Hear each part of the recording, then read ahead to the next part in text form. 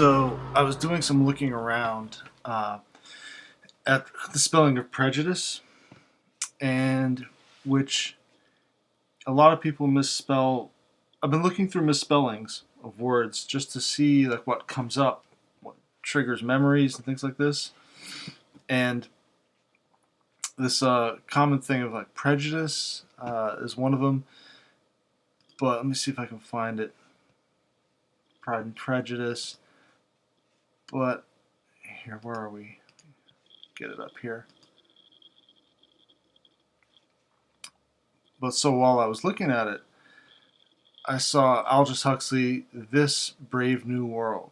And I was like, huh, that's interesting because they're talking about his book, Brave New World, which I remember the cover of it. It was always Brave New World, like the white cover there, with just the lettering on it.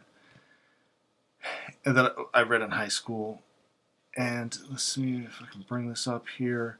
So this is what makes me think it's a Mandela effect. You see, This Brave New World. DuckDuckGo has it, but Google doesn't even bring it up. This, so you click it and you come to some other book, This Brave New World. And I was looking around, I couldn't find, in Wikipedia, let's say, I know they're not the greatest, but just starting point, couldn't find anything that said that he originally had This Brave New World. So I was looking around for it. Let's see if I can find it here. So yeah, we have This Brave New World, and in Huxley's This Brave New World, and shows up here in newspapers. And I was looking, yep, This Brave New World, and it comes up at other points, but nothing where it's in reference to the on Google, where it references. And these people are saying in 1936, so that's after the book was written in 1931. This Brave New World. So I'm assuming the quote is from Shakespeare. Oh, brave new world. Oh, comma, brave new world. But I also find Shakespeare misquoted too in older publications. This Brave New World. This Brave New World, 1970. See, here they go. The letter was titled This Brave New World, Huxley's Brave New World. That's how they call the book title. So I don't know if there was something where, like, it was the original title. I don't quite get what's going on there. And here, they're talking about This Brave New World just after or at the beginning of the end of World War II. Not sure quite what's going on there. This is 1947. Let's see what they're saying here. Immigrants from the old world countries are clamoring for admission to this brave new world. So I'm not sure if that's a quote that comes from somewhere else. Did Huxley pick up on that and other people call his book This Brave New World because he was referencing something more recent than Shakespeare? So this is 1944. Read Aldous Huxley's book sarcastically called This Brave New World. And This Brave New World. This is 1933. Not too long after the book was, I think 1931, I believe the book was published. This is 1937. Not quite sure what this is.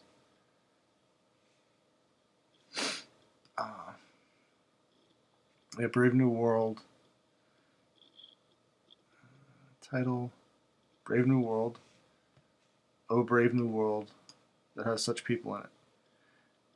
And translations of the title often allude to similar expressions used in domestic work literature. Huh, so it's a reference. Let's check this out. But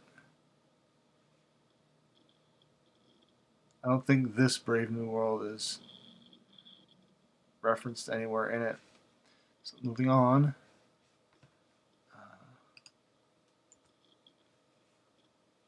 So this critique of the book, they're talking about this Brave New World, but they don't. It doesn't actually come up anywhere else.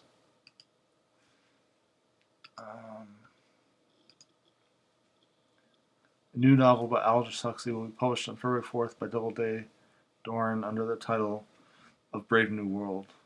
Huh. What we got? This is just some other things going on here with this in it. This Brave New World poem. That Brave New World. What we got here?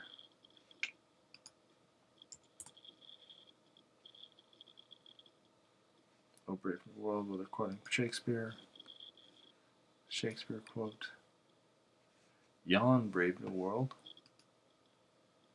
This Brave New World poem of some kind. So, and that was just looking at prejudice, and there's also existence with ENC and existance. And that's another word, existence or existence. And we're talking about words that I get wrong all the time too.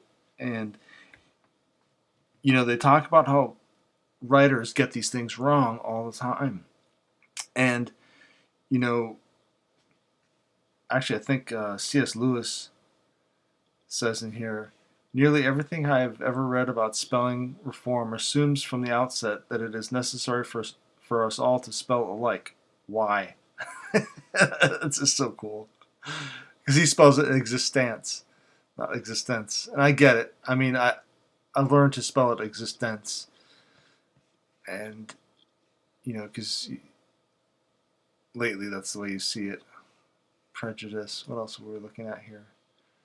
Pride and Prejudice. This is 1949. Of course, they spell it prejudice now, but that's their prejudice. Embarrass is another one with one R. Well, there's 50,000 here. There's like 4 million or something of the other kind with 2 R's. And so we're talking about existence. The Mandela effect can be kind of embarrassing, but this is a prejudice that people have, and we're living in this Brave New World. So I'll just call it quits there. All right, thanks everybody for watching. Allegra Geller has created the ultimate escape. The possibilities are so great. This is amazing. A parallel universe called existence. Now I'm warning you. It's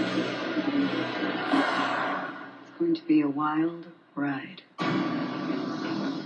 It taps into your deepest emotions. You're the power source. Your body, your nervous system.